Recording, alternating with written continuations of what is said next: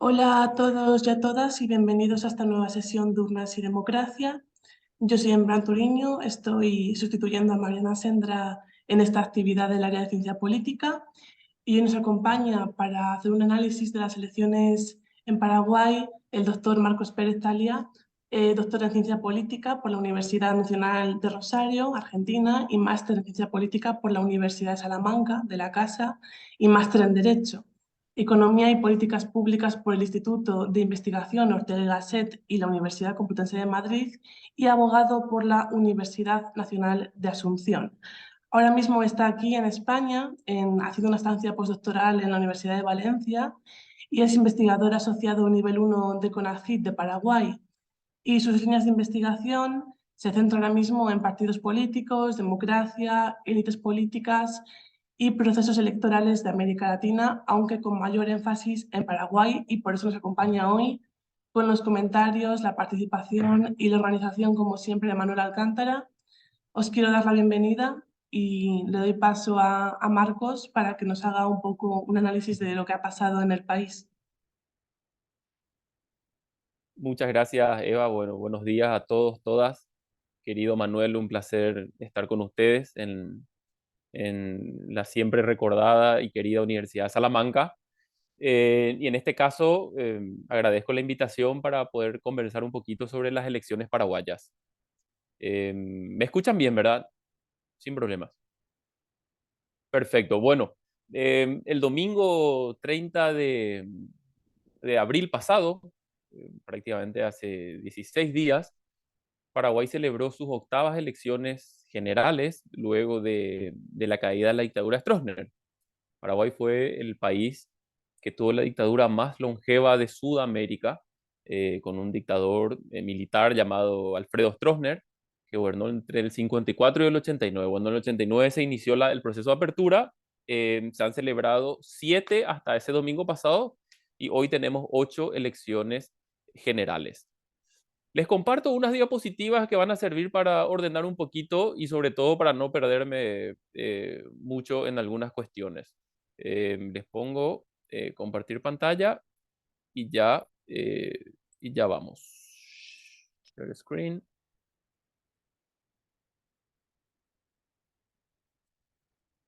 En principio, ustedes pueden ver ya la diapositiva, ¿no? Sí, perfecto. Bueno, genial. Como les decía, este domingo pasado, el 30 de abril del 2023, Paraguay celebró sus octavas elecciones generales nacionales realizadas después de la dictadura de Stroessner. ¿Qué se eligieron? ¿Qué cargos se elegían en estas elecciones generales? Bueno, un presidente y vicepresidente. Paraguay es un país presidencialista, ¿no?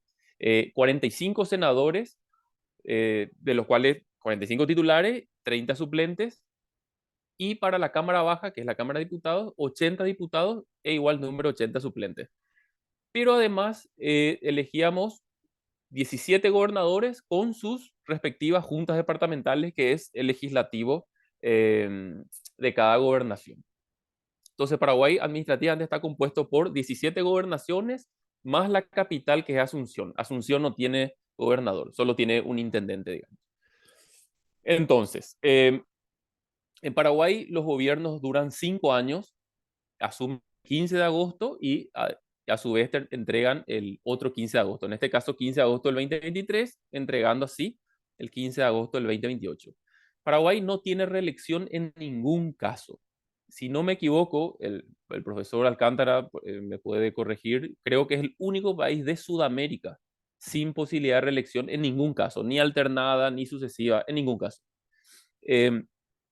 Eh, el presidente que está entregando el gobierno es Mario Abdo Benítez, del Partido Colorado, y quien triunfó en estas elecciones es Santiago Peña, también del Partido Colorado. El Partido Colorado está en el gobierno desde el año 1947, salvo un breve interregno de Fernando Lugo, que fue un obispo de la Iglesia Católica en el 2008, aunque no logra terminar su mandato, y culmina el vicepresidente que se llamaba Federico Franco.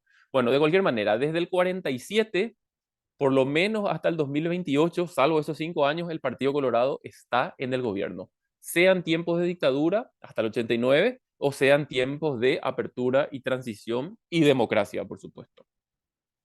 También este 15 de agosto asumen los 17 gobernadores electos, de los cuales de los 17, 15 son colorados, solo 2 son del Partido Liberal. Pero acá hay una salvedad. La Constitución establece que los diputados y senadores asumen antes, asumen el 1 de julio y no el 15 de agosto como los ejecutivos. También duran 5 años, aunque sí los legisladores pueden ser reelectos. Solamente los presidentes, vicepresidentes y gobernadores no pueden ser reelectos, perdón. Las cabezas de los ejecutivos. Los legislativos sí pueden ser reelectos. Ahora, ¿cómo es el mapa político de Paraguay, por lo menos desde la apertura democrática? La línea roja es el Partido Colorado y la línea azul es el Partido Liberal. De hecho, lo hice a propósito con esos colores porque el Partido Colorado utiliza la bandera roja, es su color identificatorio. Lo mismo con el Partido Liberal. Ahora, aquí hay que hacer una salvedad con el Partido Liberal porque en muchos casos se presentó no solo, sino en alianza. Bueno, en el 89, cuando cae la dictadura, fíjense, el 74% en las primeras elecciones, 74% del Partido Colorado, solo el 20% del Partido Liberal. Pero en la medida que el padrón se empieza a depurar, la política se vuelve un poco más competitiva, se cambian las reglas de juego, se introduce el sistema DON y una serie de reformas, el Partido Colorado cae al 39%, el Partido Liberal al 32%, aunque la lógica sigue siendo la misma. El Partido Colorado gobierna el Paraguay. En el 98, el coloradismo alcanza su mejor performance, 53%. Ahí había un personaje muy interesante, no solo en Paraguay, en la fauna política latinoamericana, si se quiere, que era el general Lino Oviedo. Lino Oviedo fue un personaje que marcó incluso a sangre y fuego la política paraguaya en los 2000.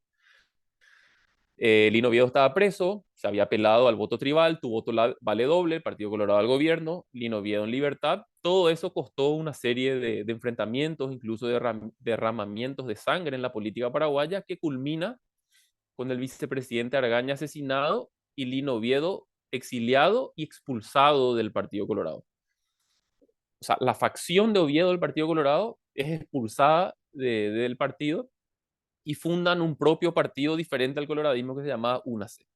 Esa es la principal explicación por la cual el Partido Colorado pasa del 53% al 37% y 30% en las siguientes elecciones. De hecho, en el 2008, con Lino Oviedo compitiendo, favorece a la alternancia, porque el Partido Colorado llega solo al 30%, habiéndole robado votos Oviedo al coloradismo, y la oposición por fin encuentra una fórmula capaz de disputar con éxito. El Partido Liberal deja de ser el candidato presidencial y ocupa la vicepresidencia y emerge un liderazgo en ese momento importante, Fernando Lugo, un obispo de la Iglesia Católica, muy vinculado a la gente pobre, y se logra la primera alternancia. Eso ocurre, como les decía, yo sé que la política es multicausal, no hay una sola explicación, pero la principal tal vez fue la división colorada entre Lino Oviedo, que está acá con el 21%, y el 30% del Partido Colorado. Por primera vez, el Partido Colorado va dividido y eso favorece a la oposición. Sin embargo, la oposición no logra sostener esa coalición, se rompe, Fernando Lugo es sometido a un juicio político con los votos de sus propios aliados y es destituido Lugo en el 2012. Eso favorece naturalmente a la vuelta del Partido Colorado con otro hecho importante. Lino Oviedo se sube a su helicóptero, se cae y muere 2 meses antes de las elecciones. 2 meses antes de las elecciones del 2013, casualmente la noche del 2 de febrero que se recordaba la caída de Stroessner, donde Oviedo tuvo alta participación en esa caída. Oviedo sube a su helicóptero, se desploma, aparentemente había una tormenta, cae el helicóptero y muere. Entonces ocurre dos hechos fundamentales que favorecen la vuelta del Partido Colorado. La oposición se divide, los liberales le hacen juicio político a Lugo, con lo cual van divididos al 2013, y el Partido Colorado se reunifica con la muerte de Oviedo, con lo cual los seguidores de Oviedo abandonan el partido UNACE y vuelven todo al Partido Colorado a su viejo amor.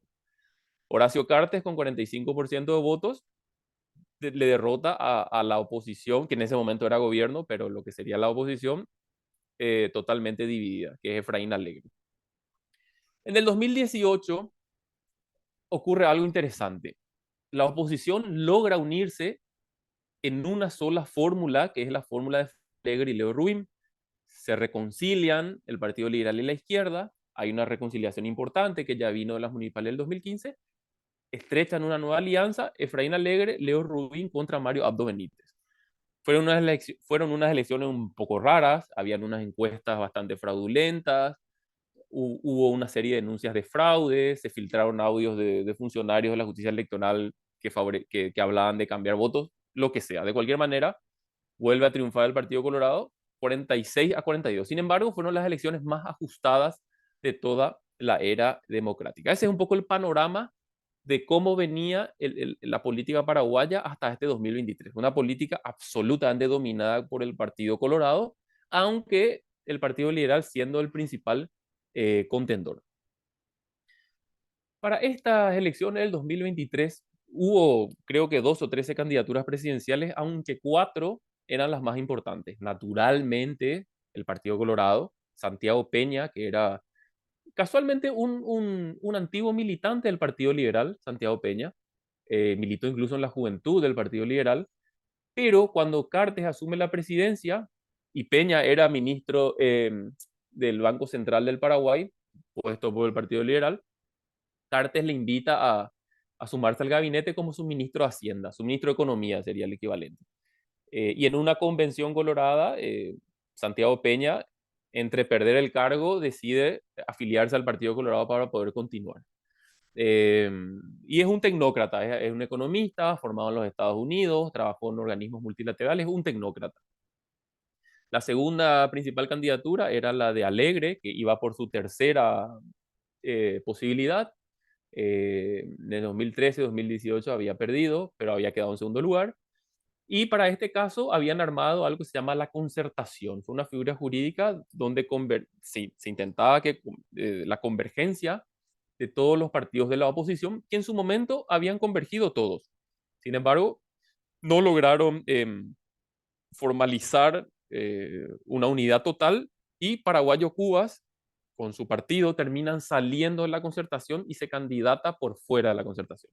Bueno, Paraguayo Cubas es un personaje pintoresco de la política paraguaya, ahora está preso, ya estuvo preso en el año 2017 porque se dedicaba a lo que decía él, perseguir grafitis en la casa de los políticos corruptos.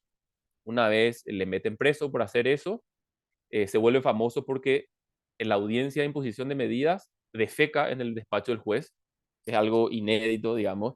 Mientras él estaba declarando, se baja el pantalón y defeca. Frente a las cámaras, frente a toda la prensa.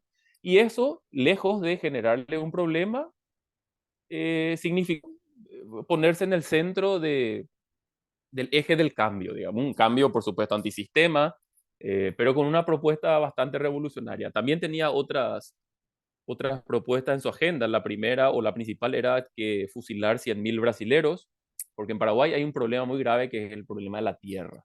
En Paraguay debe ser de los países más desiguales en Sudamérica respecto a la propiedad de la tierra. Hay un leve enfrentamiento en el campo entre sojeros y los antiguos pequeños productores. Entonces, Payo Cubas asume de que el principal problema de la paraguayidad en el campo son los sojeros brasileros y una de sus propuestas era fusilar 100.000 brasileros y otra era reformar la constitución, etcétera. Era una propuesta bastante antisistema. Y por último, el último candidato principal era Euclides Acevedo, que logra romper a la izquierda y una parte de la izquierda viene con él saliendo de la concertación y plantean una candidatura, digamos, bastante alejada de los otros tres. Euclides Acevedo es una persona en principio de izquierda, aunque fue siempre ministro de gobiernos colorados. Eh, cuatro principales temas en la agenda de campaña que por lo menos en mi lectura estuvieron allí. Primero, la sanción de los Estados Unidos hacia Horacio Cartes, expresidente de la República, y Hugo Velázquez, actual vicepresidente de la República. Ustedes saben que Paraguay, eh, me imagino, así como Colombia, son países donde Estados Unidos tiene mucha influencia. De hecho, el embajador, una conferencia del embajador norteamericano paraliza completamente el país. Bueno, una de las conferencias del embajador de Estados Unidos allá por julio o agosto del año pasado le declara significativamente corrupto a Horacio Cartes y vinculado con el terrorismo. Y lo mismo hace con Hugo Velázquez, que lo declara significativamente corrupto. Eso produce todo un terremoto en la política paraguaya. Hugo Velázquez, de hecho, era el precandidato colorado, retira su candidatura, no lo puede sostener. Luego Estados Unidos acelera, incluso redobla la apuesta contra Cartes, lo mete en las sanciones de OFAC. Cartes, que es un empresario que tiene un montón de empresas en Paraguay, termina vendiendo la mayoría de sus activos porque, porque ¿qué dice la sanción de OFAC? Nadie que tenga vínculos con el sistema financiero norteamericano puede negociar con Cartes. ¿Y quiénes son los que tienen vínculos con el sistema financiero norteamericano? Todos, ya sea por una tarjeta de crédito, ya sea porque un banco opera con el Citibank de Nueva York. En Paraguay, todo el sistema financiero tiene algún vínculo con Estados Unidos, con lo cual la sanción era que Cartes tenía que deshacerse de todas sus empresas. El problema es que Cartes termina ganando las elecciones y se vuelve presidente del Partido Colorado. Y a su vez, Santiago Peña era el principal del fin de Cartes. Entonces, había allí un tema con Estados Unidos. El segundo tema, cómo no, el narcotráfico, el crimen organizado. Es muy evidente el avance en Paraguay de este flagelo que está afectando a la democracia. Cada día se ve como el narcotráfico, pero no solo el narcotráfico, también otras expresiones de la criminalidad organizada, sobre todo transnacional, está financiando la política. Hoy hay un gobernador que está investigado por narcotráfico que acaba de ganar una gobernación. O sea, si antes, por ejemplo, el PCC, uno de los mayores cárteles, de los más peligrosos brasileros, si antes financiaba, hoy miembros del PCC, ya con vínculos abiertos con las políticas, están ya en el Parlamento, en las gobernaciones. O sea, el avance es imposible de no darse cuenta en un estado de baja institucionalidad como el Estado paraguayo, donde ellos operan impunemente.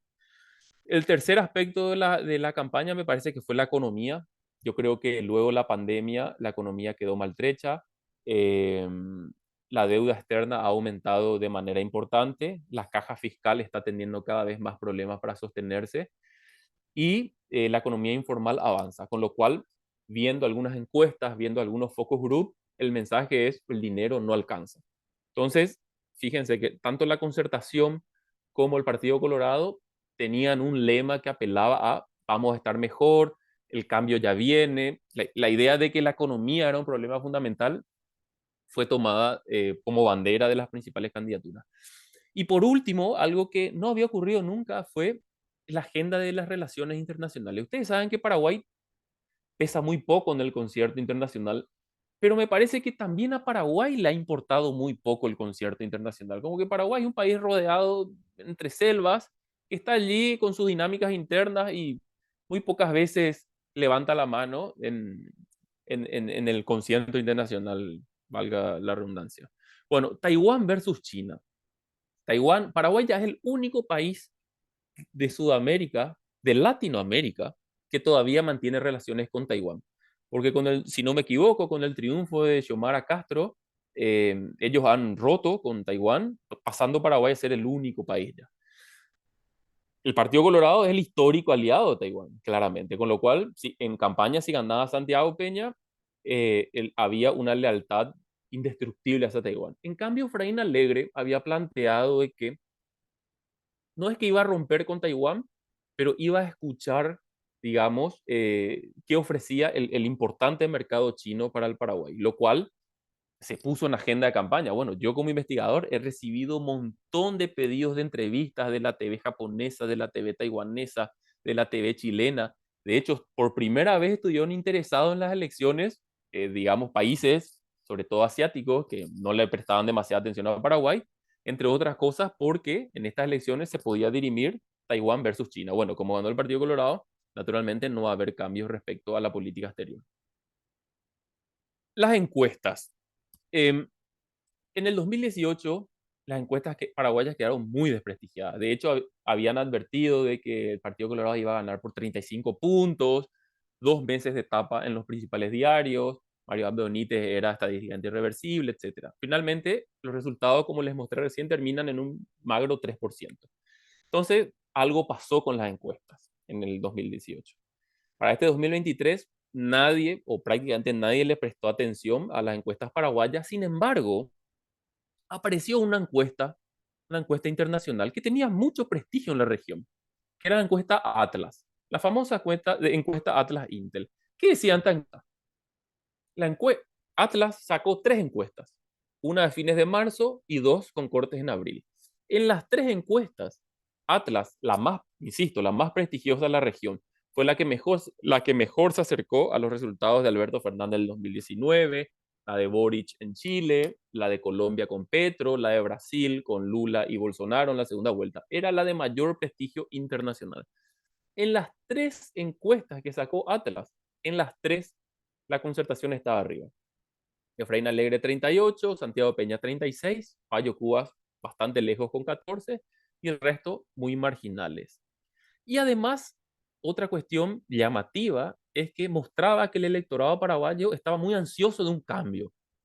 Preguntaba, más allá de los nombres, ¿usted quiere alternancia o quiere Partido Colorado?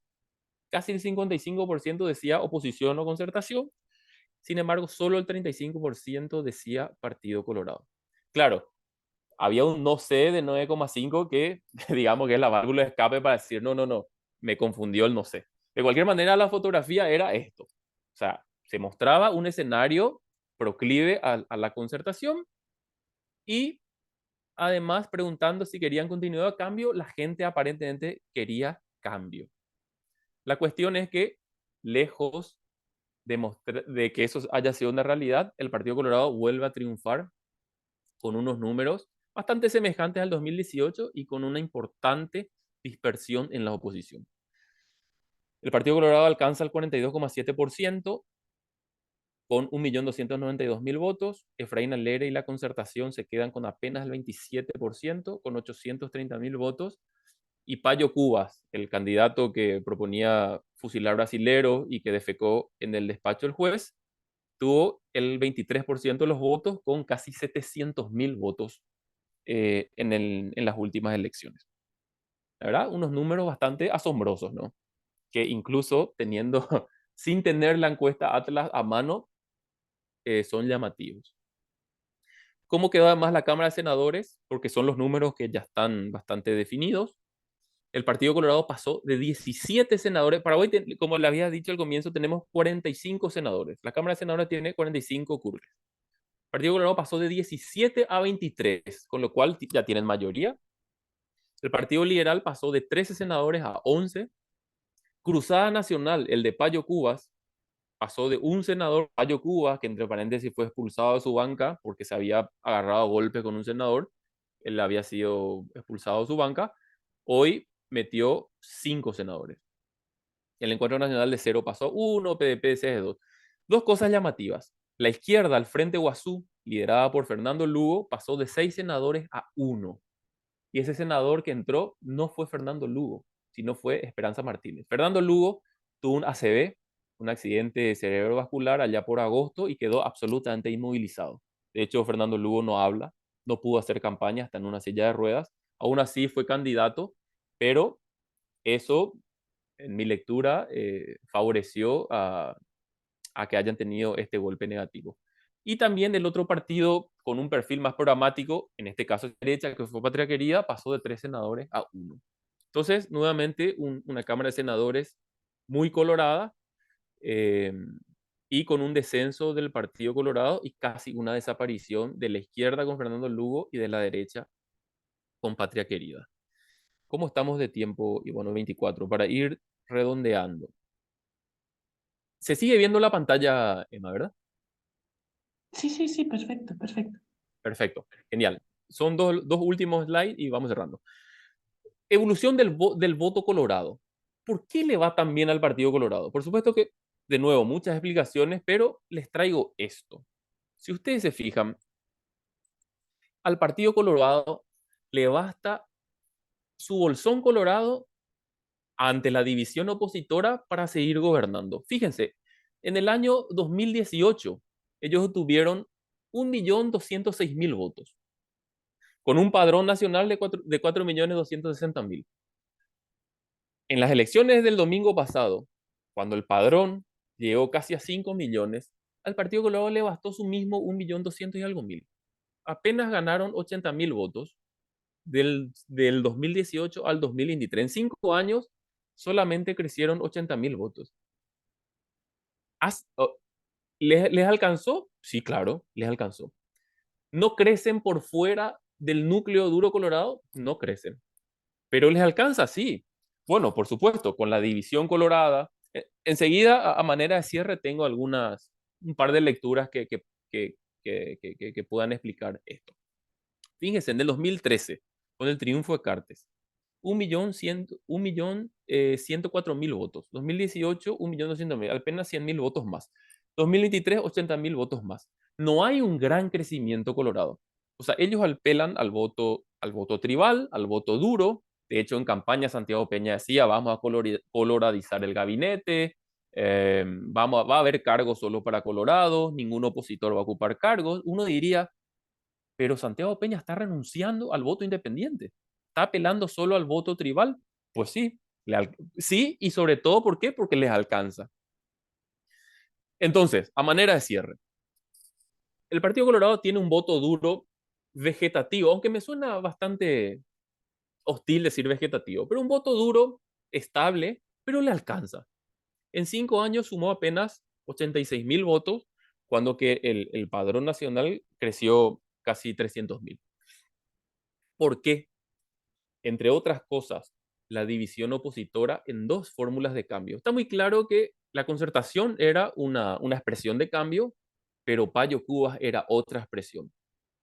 La concertación era una expresión de cambio institucional, donde los eventos de presentación se hacían en grandes hoteles, con candidaturas bien trajeadas, eh, con una expresión muy sistémica. En cambio, Payo Cubas con el TikTok en la mano, apenas con el celular en mano, porque entre paréntesis hay que decirlo, fue absolutamente invisibilizado de la prensa principal, salvo de la prensa colorada, que le da, que le da mucha entidad a Payo para que le divida la concertación, pero él con el celular, con TikTok y Twitter, hizo magia Payo Cubas. Cierto, sus declaraciones de fusilar brasileros, de defecar en el despacho del juez, etcétera, podían haberle puesto en algún lugar en términos morales alejados de lo que correspondía. Sin embargo, su discurso caló.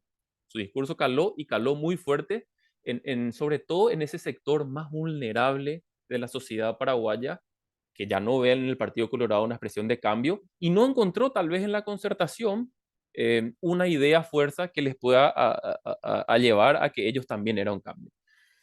Entonces, creo que en esa división, concertación, Payo Cubas, está la principal clave. Segundo lugar, cuestiones más institucionales. Paraguay no tiene segunda vuelta. Paraguay no tiene segunda vuelta. Uno puede ser presidente de la República con el 20% de los votos.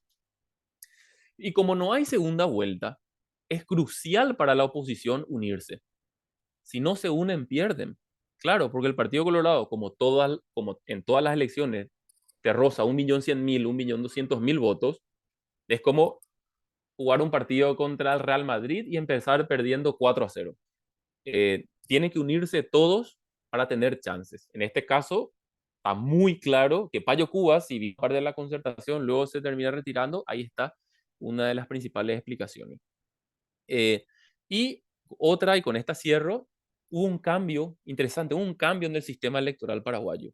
Paraguay tenía la histórica listas cerradas y bloqueadas, eh, en donde en las internas de los dos grandes partidos solamente podían votar los militantes. Eso hacía que los dos grandes partidos tengan mucha fuerza, aunque se denunciaba una crisis de representación, que nuestros parlamentarios eran malos, etcétera, etcétera. Entonces, sectores empresariales vinculados a partidos más pequeños creyeron encontrar la fórmula para golpearle al Partido Colorado y también para el Partido Liberal.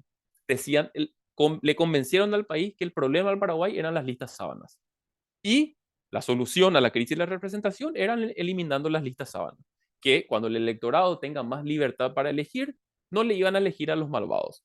Bueno, desde la Asociación Paraguaya de Ciencia Política, nosotros habíamos enviado un par de notas al Congreso diciendo, bueno, el caso extremo es Perú, eso solamente termina afectando a los partidos políticos, va a favorecer más al Partido Colorado. Encima, en un contexto donde el narcotráfico financia la política, en un contexto de nulo control de financiamiento, es muy peligroso el acceso al voto preferencial, etcétera. Bueno, no nos escucharon, se aprobó el voto preferencial.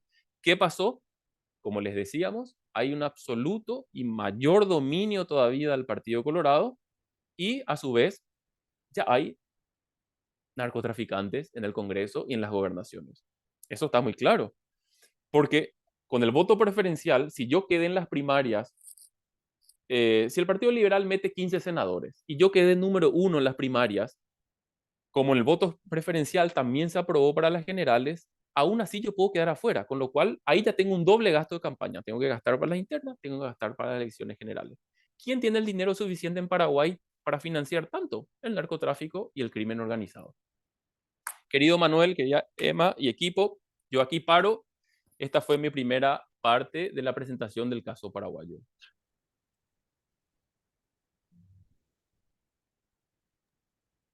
Perfecto, pues damos paso a Manuel, sí, si nos quiere comentar algo y que nos presente un poco tu obra, que creo que tenemos tiempo. Muchas gracias. Muchísimas gracias, Elma. Bueno, muchísimas gracias, Marcos Pérez Talía, doctor Pérez Talía, por la presentación a propósito de las elecciones recientes celebradas en Paraguay. Este seminario de urnas y democracia también es un espacio para no solo el análisis de procesos electorales, sino cuestiones vinculadas a la democracia. Y en ese sentido, hoy viene perfectamente al pairo el tener la posibilidad de presentar este libro de Marcos que sacó justo cuando finalizaba el año pasado.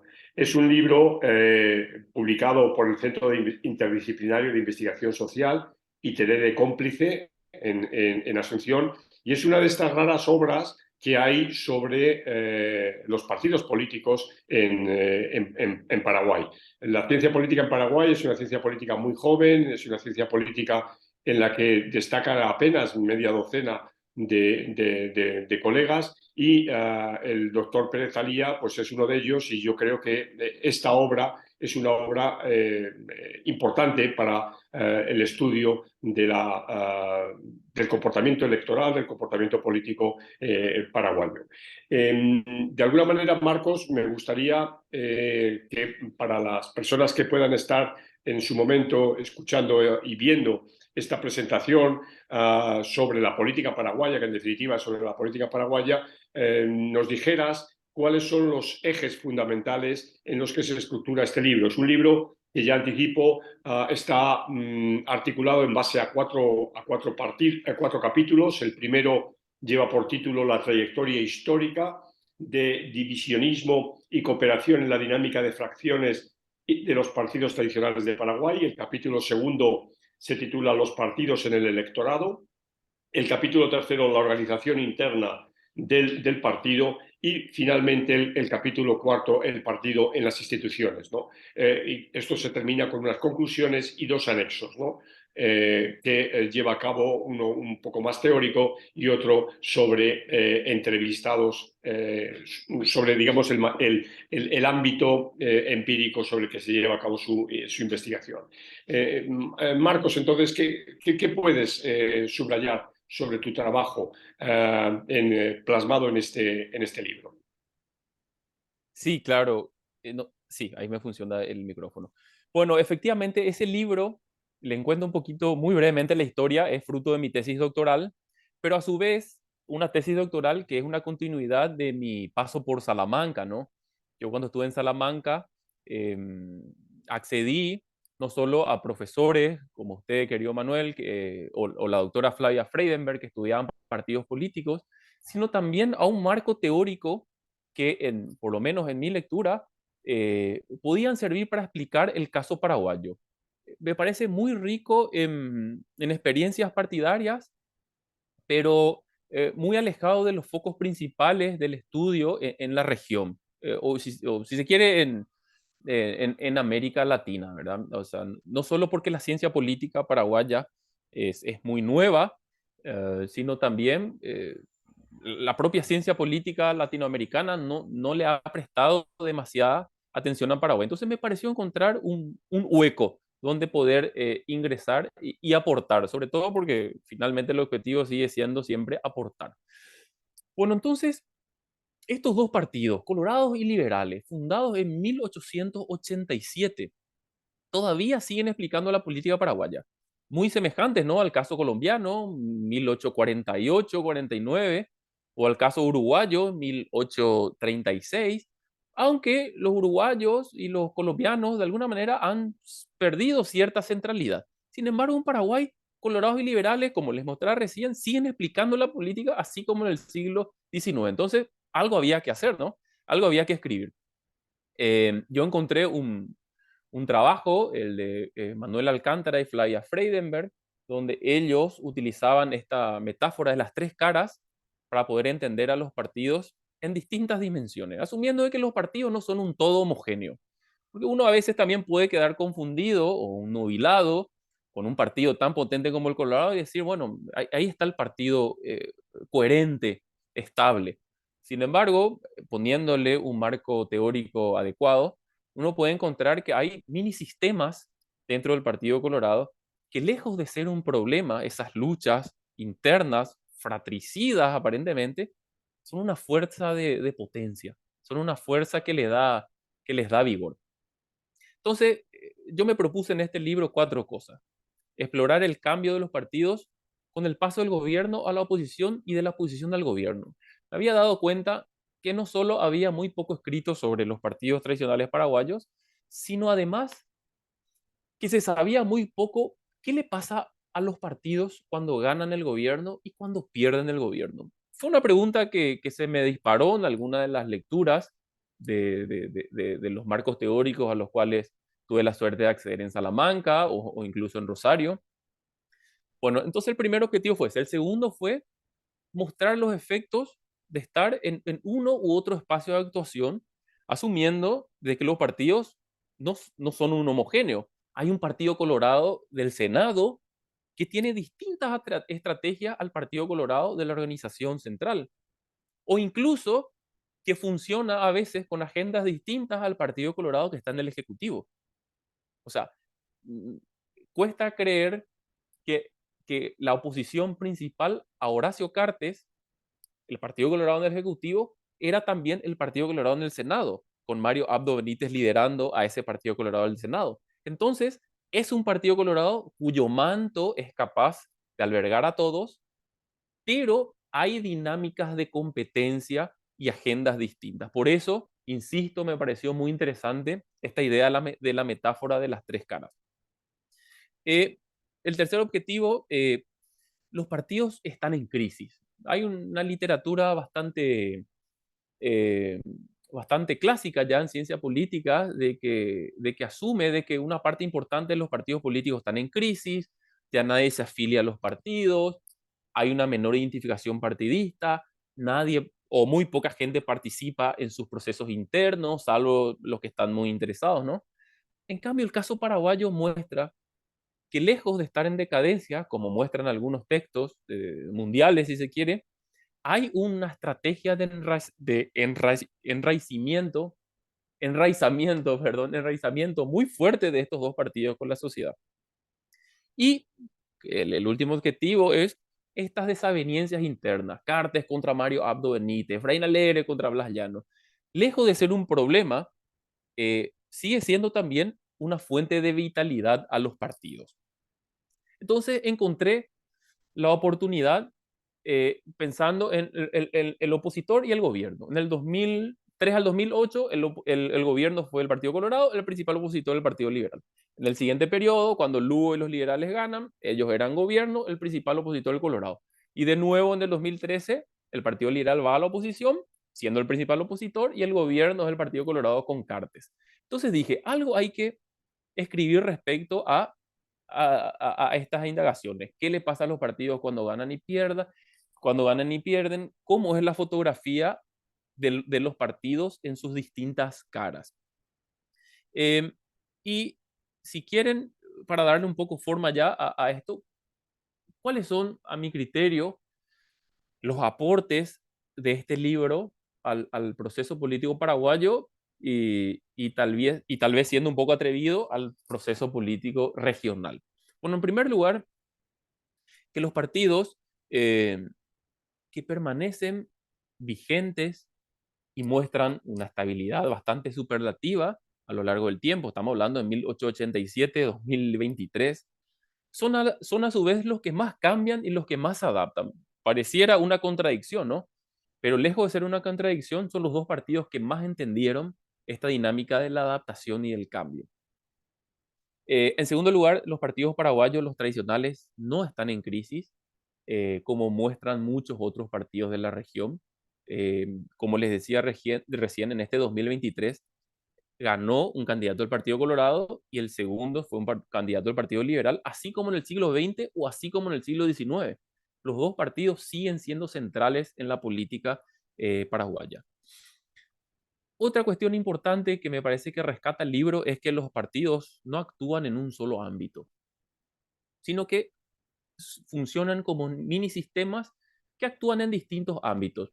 Yo rescaté particularmente tres ámbitos. El partido en el electorado, y ahí miramos afiliación, miramos participación en los procesos internos, miramos identificación, con lo cual buscamos saber cómo está el partido de cara al electorado. El segundo ámbito de actuación que busqué obtener una fotografía fue en la organización interna de los partidos. Ahí también utilizo los indicadores que Alcántara y Freidenberg me proveen. Y por último, el partido en las instituciones, cómo se comportan los partidos en el Ejecutivo y en el Legislativo. También es un intento, por supuesto, mejorable, criticable, pero es un intento de operacionalizar esta idea de las tres caras. Y las tres últimas cuestiones. El libro, dentro de su narrativa, también propone una mirada a la caída de Fernando Lugo en el 2012. Si en algún momento Paraguay formó parte de la agenda de la ciencia política en los últimos años fue cuando fue el juicio político a Lugo en el 2012. Ahí pareciera que Paraguay levantó la mano y dijo, no solo siempre ganan los colorados, también pasan cosas a veces por fuera de los colorados en Paraguay. Mucha parte de esos textos que abordaban la caída de Lugo, me parece a mí, que le dieron excesiva énfasis a las disputas ideológicas, ¿no? El neoliberalismo le sacó al Lugo, no las agendas conservadoras, etc. Ok, asumiendo la idea que la política es multicausal y no unicausal, yo digo, ¿y los partidos políticos no tienen nada que explicar en la caída de Lugo? ¿Y la ruptura de la coalición de Lugo no tiene acaso algo que explicar también? Porque de alguna manera la institución del Lugo es con los votos del Partido Liberal. Hay una crisis y hay una ruptura de la coalición gubernista en ese periodo. Entonces, ese libro, a partir de entrevistas, a partir de datos, también muestra que desde los partidos políticos hay una explicación respecto a esa crisis del 2012. Eh, el penúltimo aporte es que este faccionalismo de los colorados y liberales no es algo nuevo, sino que incluso es remontable a 1887, porque hay algunos análisis que dicen, no, pasa que el faccionalismo paraguayo viene dado por el diseño institucional de la era democrática. Claro, como son listas cerradas, bloqueadas, con el sistema DON, y como se buscó no tener un nuevo estronismo sin Stroessner, se repartió la torta de una forma en que nadie pudo hacerse dueño del poder político, recordando los 35 años de Stroessner. Pero con este libro yo les muestro que antes de Stroessner también había faccionalismo, con lo cual otro libro ya para otro trabajo habría que estudiar por qué el faccionalismo es una explicación recurrente de los partidos tradicionales paraguayos. Y por último, con esto cierro, muestro que estar en el gobierno, estar en función de gobierno, encontré al menos tres características importantes.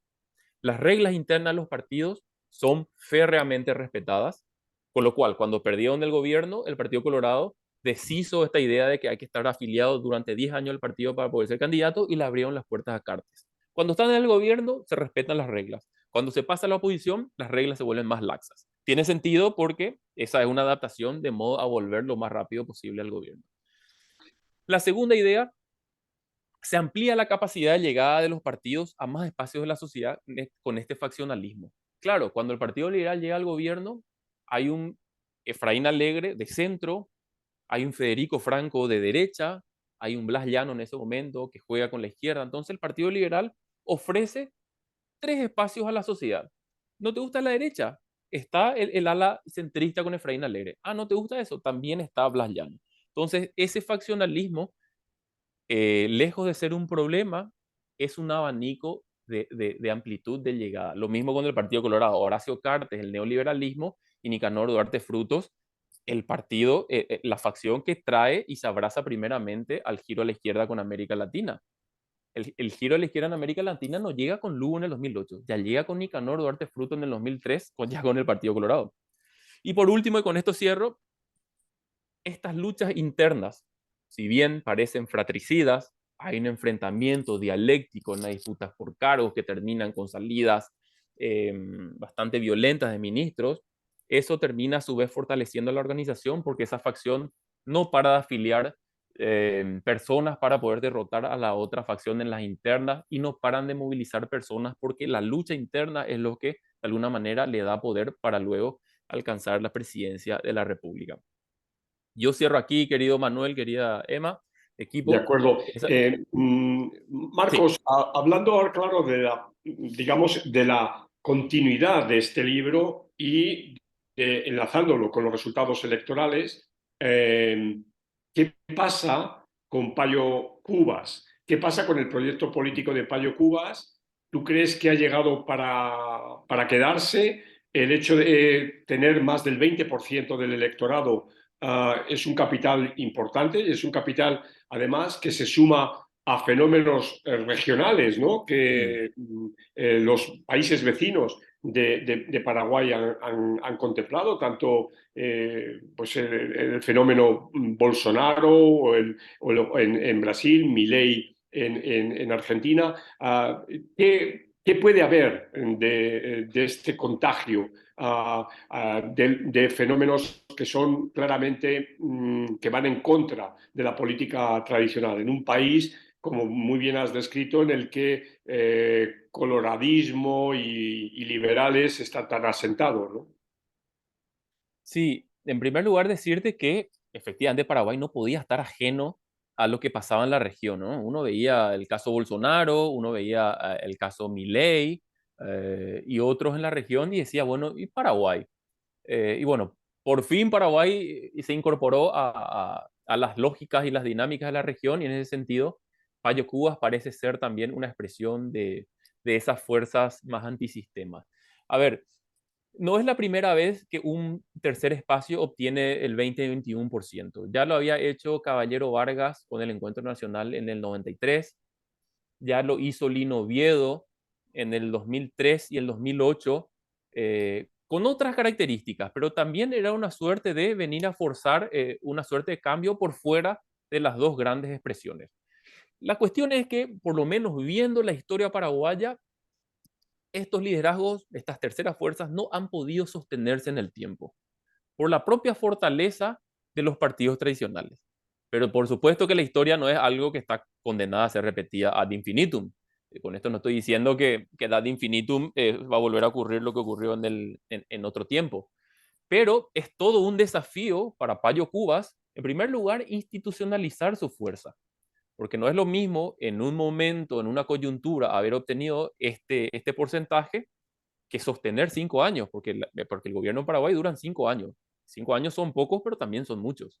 Entonces hay que sostener toda esta dinámica y sobre todo institucionalizar su organización partidaria. Me parece que ese es el gran desafío. Viéndolo visto con Paraguayo Cubas, me parece que es un liderazgo capaz de interpelar muy fuerte, incluso de forma violenta, pero viendo su actuación en el Senado, creo que tuvo bastantes problemas de estrechar puentes con otras fuerzas. Creo que a su vez eso es una gran virtud, porque le convierte en el único que no tranza con los malos, pero a su vez es un defecto porque a la hora, si quiere ganar una presidencia, sobre todo solo, necesita una red partidaria a lo largo y ancho del país y para ello necesita reinvertir y reorganizar su propia agenda. Muy bien. Y ahora, para terminar, ¿cuál crees que son los 3 temas prioritarios que va a tener el gobierno que asuma próximamente el poder en Asunción? Sí, la primera creo que es la que todos los economistas están alertando, que es la cuestión económica financiera. Paraguay tiene de las tasas de la presión tributaria más baja de la región, creo que estamos en el orden al 11%, aún gastando bien, porque también hay mucho derroche de dinero, hay mucha corrupción. En esos famosos informes del Banco Mundial se muestra cómo en corrupción se dilapidan $1.000 millones, etc. Hay mucho derroche, hay mucha corrupción. Pero aún en un escenario hipotético de un gasto óptimo, ese 11% no alcanza para las necesidades paraguayas. El gobierno de Colorado va a necesitar hacer reformas estructurales y va a necesitar diálogo político. El cartismo tiene 2 enemigos muy fuertes, Mario Abdo Benítez y Efraín Alegre. Desde la prensa colorada cartista se está viendo ataques constantes a Efraín Alegre y Mario Abdo Benítez. Entonces habría que ver cómo se reorganizan las fuerzas para las reformas políticas que necesita hacer el gobierno. En segundo lugar, creo yo, lo que le decía recién, el avance irrestricto del narcotráfico, del crimen organizado y otras expresiones de grupos que operan al margen de la ley. Paraguay está viviendo hemos tenido intendentes asesinados por el narcotráfico, hemos tenido candidatos en las elecciones municipales anteriores, asesinatos, tanto concejales como intendentes asesinados. En Asunción, que era la capital bastante alejado de los focos del crimen organizado, hemos visto ya atentados en la capital, con lo cual el avance es muy fuerte. Algo tiene que hacer el Partido Colorado para detener eso. Y en tercer lugar, lo que dice cualquier índice de calidad de la democracia, sea Morlino, sea quien fuese, mejorar la institucionalidad. El Estado de Derecho, el rule of law. Pareciera que el rule of law no le afecta demasiado al ciudadano cotidiano. Sin embargo, cuando uno paga coima al policía de tránsito, sin embargo, para agilizar un contrato tiene que dejar una coima. Cuando la justicia no funciona, basta ver el índice de Freedom House. Ese índice muestra cómo, dice textualmente, el Poder Judicial paraguayo está tomado por los narcotraficantes y por los lavadores de dinero. Eso dice Freedom House, no dice Manuel Alcántara ni Marcos Pérez Talia, lo dice Freedom House. Entonces, hay reformas estructurales que hay que hacer en Paraguay, hay que ver la cintura política y sobre todo hay que ver hasta dónde está dispuesto el cartismo para realizarlo ahora. De acuerdo. Pues muchísimas gracias, Marcos Pérez Talía, por tu apoyo, por tu presencia hoy en Urnas y Democracia para hablar sobre Paraguay. Un cordial saludo. Gracias, Elma, también por tu coordinación y hasta la próxima.